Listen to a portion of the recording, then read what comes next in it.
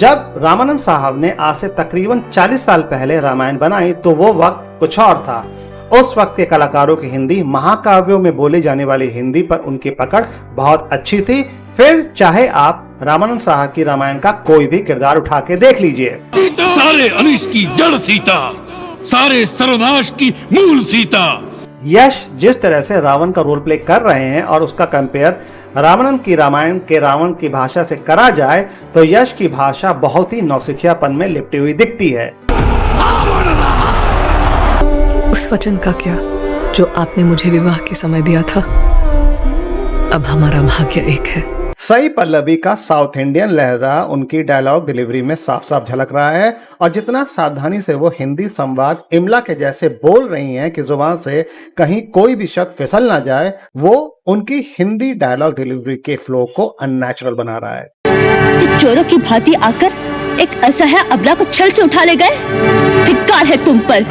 रावण तीनों लोगों का स्वामी है। रणबीर जहां जहां डायलॉग बोलते दिख रहे हैं, लग रहा है कि वो बस संवादों का रट्टा मार रहे हैं। डायलॉग की क्लैरिटी तो सही है पर फ्लो बहुत ही ज्यादा आर्टिफिशियल दिख रहा है। और कहां से कैसे रणबीर महाकाव्य की हिंदी को फ्लुएंट तरीके से बोल सकते हैं जो आज की हिंदी है ही नहीं, या कहा जाए बोलचाल की हिंदी नहीं है। रणबीर मुंबई में पैदा हुए, वहीं पढ़े लिखे बड़े हुए और कभी अच्छी शुद्ध इंटेलेक्चुअल हिंदी के लिए नहीं जाने गए। क्योंकि वो सुपरस्टार हैं इसलिए राम के रोल में ठेल दिए गए। सेम थिंग गोज विद यश।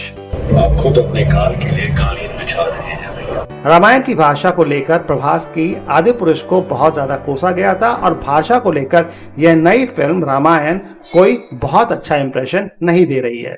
नीतीश तिवारी की रामायण का रावण एक ग्रैंड विलेन थैनोस के जैसा फील देने की बजाय सड़क छाप बोलने के लिहाज से बकलोल ज्यादा लग रहा है, रावण कम।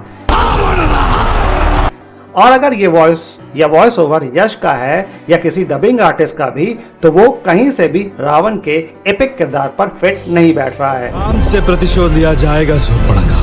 I know what it's like to lose. Feel so desperately that you're right, yet to fail nonetheless. Thanos के किरदार की खूबसूरती ये है कि जितना उसे भीम काय बनाया गया है वो बिना किसी शक के महाबली तो लगता है, पर उसे जो गहरे मीनिंगफुल संवाद दिए गए हैं और जॉस ब्रॉलिन की कमाल की एक्टिंग एंड परफॉर्मेंस, देखने वाली जनता के जहन में थैनोस अपनी गहरी छाप छोड़ जाता है।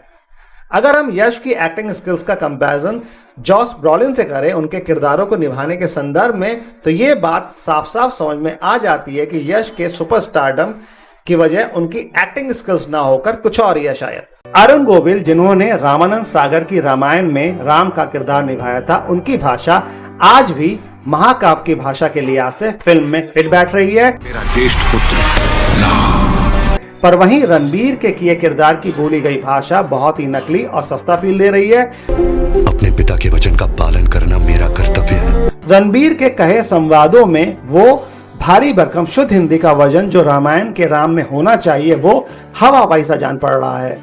रावण, इसी अवस्था का नाम दुर्दशा है। रामायण का पूरा ट्रेलर देखने के बाद जो फील आता है, हालांकि यह फील पहले मिनट से शुरू हो जाता है कि फिल्म के अलग अलग किरदार जो हिंदी बोल रहे हैं, क्या वो रामायण जैसे महाकाव्य की भाषा हो सकती है। तुम्हारा नया राजा।